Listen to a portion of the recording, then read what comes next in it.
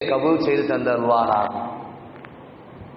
இரண்டாவது தராவி தொழுத அந்த நன்மை என்ன என்று அண்ணலம் பெருமானா ஸல்லல்லாஹு அலைஹி வஸல்லம் சொல்லி தருகிறார்கள்.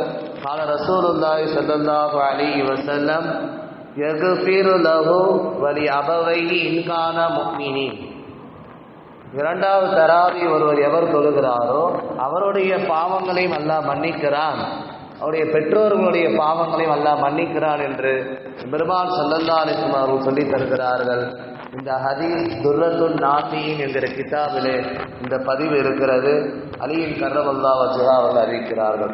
அல்லாஹ் நம்முடைய பாவங்களை மன்னிப்பானாக, நம்முடைய பெற்றோர்களுடைய குற்றக்குறைகளை மன்னித்து நல்லவர்களுடைய பட்டியலிலே நம்மை சேர்ப்பானாக.